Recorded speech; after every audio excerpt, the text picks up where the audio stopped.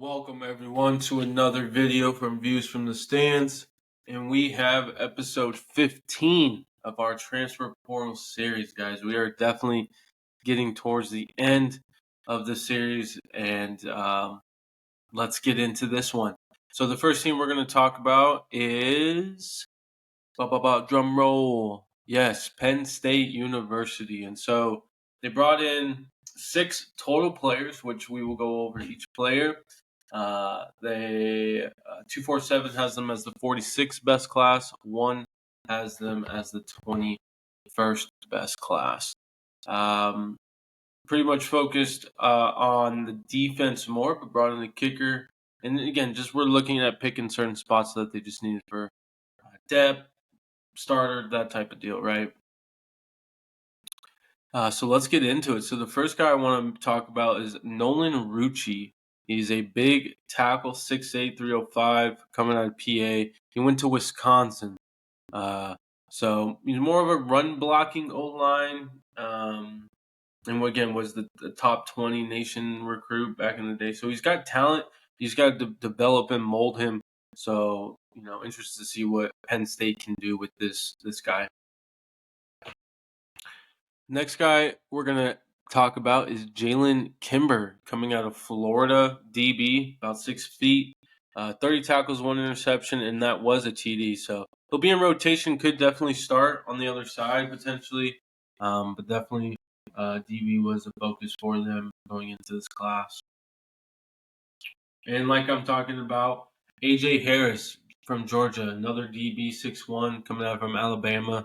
Redshirt freshman, talented DB, man. He could definitely be the guy for them, or a guy in general. So, interested to see where he's going to fit into this defense, given the defensive coordinator change as well. So, talented kid, good pickup, and see what they can do with him. Next guy we're going to talk about here is Jordan Mayer, coming out of Wisconsin. Young edge, just needs to be developed. Again, another PA kid, so he's going back home. So interested to see what they can do with this kid. He's probably just going to be for depth purposes, how I'm looking at it right now. But Penn State can definitely do some things on defense as they have historically. And the kicker that I mentioned is Chase Meyer from Tulsa. So he had 85% field goal percentage, no attempts over 50 yards. He did miss one extra point. I believe this kid was an SC kid before, so I think he was at SC, then went to Tulsa, and now he's going to Penn State. So, hey, good for him to do his thing, and it's probably his last year. So, shout out to Mater Day as well. And the last guy I want to talk about and mention, since this is their last guy on their class, Julian Fleming, coming out of Ohio State. I mean, he was the number 1 wide receiver coming out of high school, right, top 5 guy. So everyone was highly touted on this kid, man, coming out of PA. So that's kind of the theme with this class, I'd say, is right. Most of the PA kids came back home, and so. But going back to Fleming, 70 catches, over 900 yards, 7 TDs. So I mean, he just hasn't put up the hype numbers that we anticipated, I guess, right? Given the rating and the prospect and whatnot. So I think he just needs a fresh start, and hopefully he can get that at Penn State. I know Penn State needs him in terms of what his talent was and could still be, right? So one and done, most likely, maybe 2 years. Probably has the COVID year exception, but yeah, Penn State's going to need him a lot, and obviously Drew Allar is going to need him a lot. So very intrigued to see how this relationship works out. But overall, again, guys, this class, it's got a couple potential impact players, and I mean the rest, it kind of is what it is, and so not truly high on this class, but I do think the couple impact players potentially, can do some things. So we're gonna take a quick break, and then we'll go into the next team of episode 15. Hi, everyone. Gunner here to quickly say thank you for the continued support you guys are giving me and have been throughout this journey and whatnot. But if you haven't supported yet, please go subscribe to the channel. That will benefit you as you'll get notifications and it benefit myself as well. I hope you guys enjoy the Transfer Portal series. Here we go. Welcome back to our part two, basically, of our episode 15 of our Transfer Portal series. Hope you enjoyed Penn State, but now we're going to be talking about Tennessee football and what they got. And so, quick little history on their class. They brought in 8 total players. 247 has the 21st best class. 1 has them as the 48th best class. And they focused on pretty much all the key areas that they needed. Definitely the interior or the trenches was a focus, a couple tight ends, and then definitely the back end of the defense was a focus as well.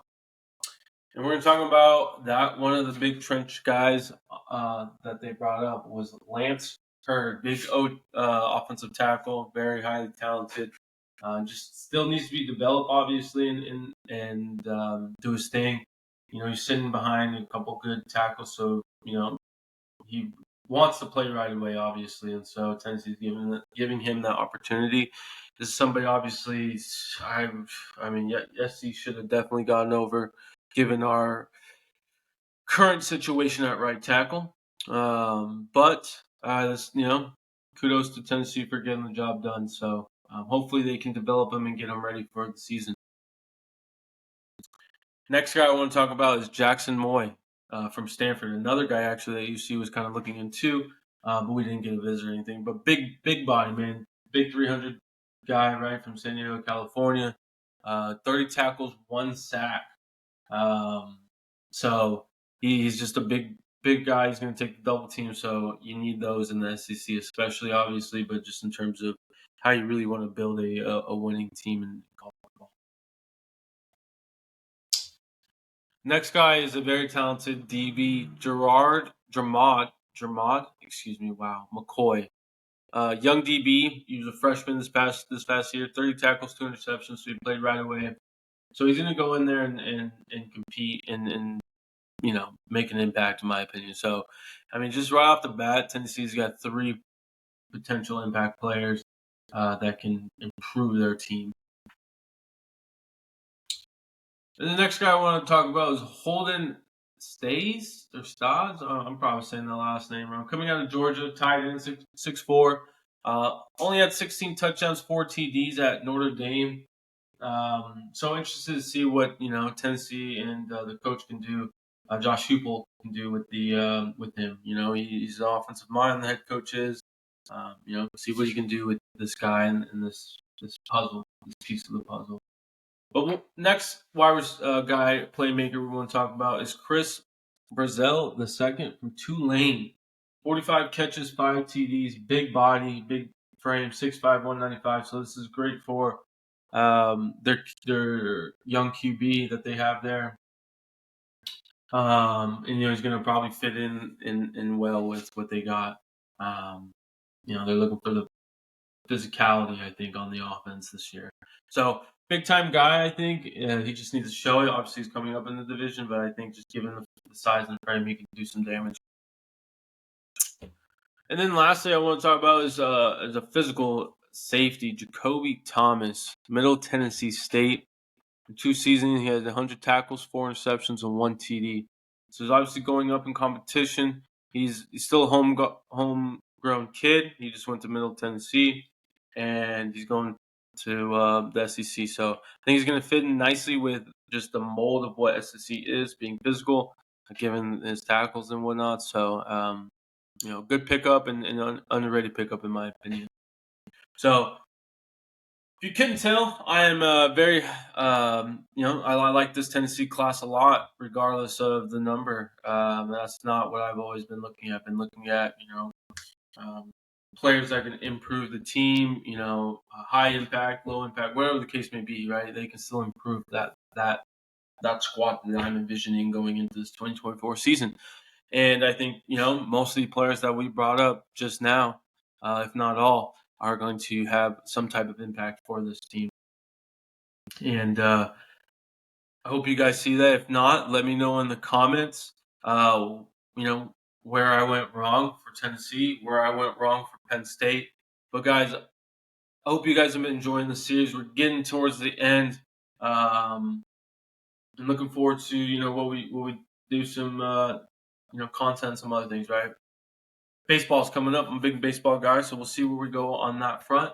But guys, don't forget to like the video. Don't forget to share the video. Don't forget to subscribe if you have not subscribed yet. But enjoy your fabulous Thursday. It is opening day for the baseball enthusiasts out there. I hope you're enjoying today. And everyone, peace.